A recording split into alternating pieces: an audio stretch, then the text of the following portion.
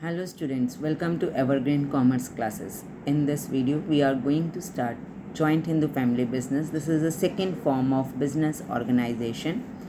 Joint Hindu Family Business, जैसे नाम से समझ आ रहा है बेटा, ये joint family business है. Hindu family, mainly it is seen in the Hindu undivided families. Joint इसका पूरा नाम होता है Joint Hindu Undivided Families. Where आप लोगों ने देखा होगा बेटा, कहाँ पे कई बार दादा बैठा होता है, दादा के बाद उनका बेटा बैठ जाता है, उसके फिर उसके बेटे बैठ जाते हैं. In these types of business this is known as joint Hindu family business which is mainly done by the family. तो हिंदू सक्सेशन एक्ट भी इस बिजनेस को परमिट करता है. It is administered by the Hindu law. ये हिंदू लॉ के थ्रू परमिटेड है. और 3 successive generation, the source of membership is like 3 successive generation जो है इस बिज़नेस को चलाती हैं. लाइक 3 सक्सेसिव कैसे हो सकता है? दादा के बाद उसका बेटा और फिर बेटे का बेटा. तो 3 successive generation can be A member of this joint Hindu family business.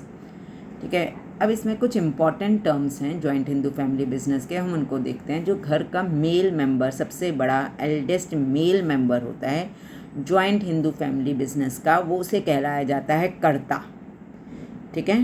The Hindu undivided family includes an eldest male member called karta and other male members, जो भी दूसरे मेंबर्स हैं. Now this provision is also apply to male and also to female. ये provision जो है mail और female दोनों के लिए अप्लाई होता है. ठीक है. तो आप इस चीज़ को ध्यान रखिएगा. This provision is applicable both for male और female and they are known as co partner. जो एल्डेस्ट मेंबर है फैमिली का उसे कहलाया जाता है बिजनेस में कर्ता, और अदर मेंबर्स को क्या कहलाते हैं? Copartner. They are known by the name copartner. और मैंने आपको बता दिया बेटा कितनी जनरेशन इस बिजनेस के लिए कैरी फॉरवर्ड करती हैं? 3 सक्सेसिव जनरेशन. कर्ता कौन है? यहाँ मैंने कर्ता को define, he is the person who is the head and the eldest member of the family. Karta is the person who has full control over business activities. अच्छा, अब ये चीज़ है क्या? ये एंसेस्ट्रल प्रॉपर्टी है.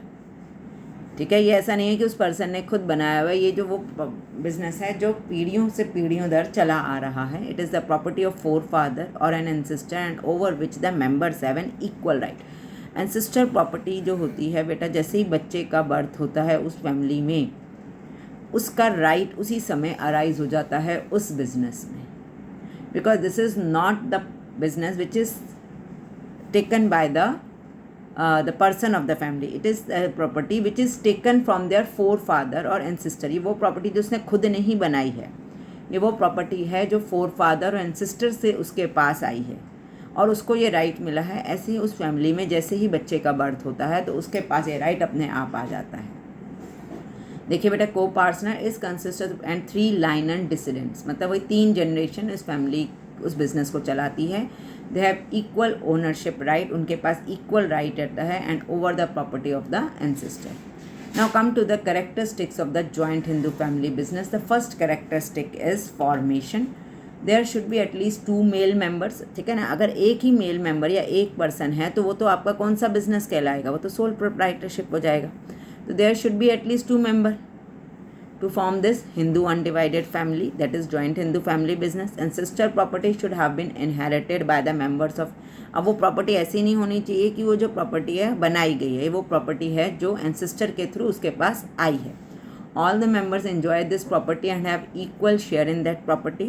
Thus any child taking birth in that family become a member of the Hindu undivided family. किसी भी बच्चे का जैसे ही बर्थ होता है तो उसका राइट बन जाता है उसी बिजनेस के अंदर. As it the birth of the family member of the family in the family becomes a right for that business. In that there is no requirement for an agreement to become a member. इसमें कोई agreement की ज़रूरत नहीं है. Liability, अब liability का इसमें हमें ध्यान रखना है. जो एल्डेस्ट में पर्सन है, जो बिजनेस का हेड है, उसे बोलते हैं karta. Karta has unlimited liability and the co partners have the limited liability. Co partner जो उसका बिजनेस साथ में चला रहे हैं, जैसे बेटा, बेटे का बेटा, उन they have their limited liability. लेकिन जो कर्ता है उसकी लाइबिलिटी क्या है कि उसे तो हर हालत में बिजनेस का लोन जो है वो चुकाना ही है, चाहे वो अपनी पर्सनल प्रॉपर्टी से चुकाए चाहे जैसे भी चुकाए. ठीक है.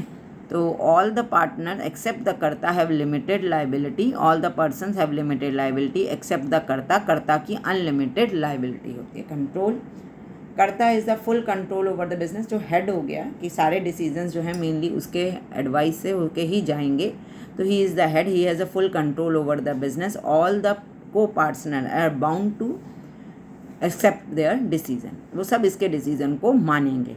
कर्ता क्या है, हेड है, तो हेड का जो डिसीजन है कंट्रोल बिजनेस का उसी का चलेगा। कंटिन्यूटी, अब एक की डेथ हो जाती है, कर्ता की डेथ हो गई तो जो भी उसका एल्डेस्ट पर्सन होगा या एल्डेस्ट सन होगा वो बन जाएगा कर्ता, ठीक है। तो ये बिजनेस जो है कंटिन्यूटी में चलता रहता है, ये सोल प्रोप्राइटरशिप की तरह बंद नहीं हो जाता।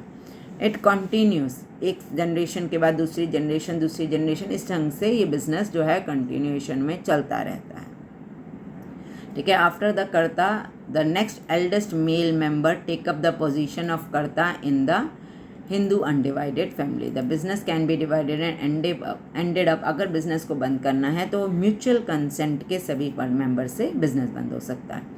माइनर मेंबर्स, मैंने आपको माइनर के लिए बता ही दिया है 17।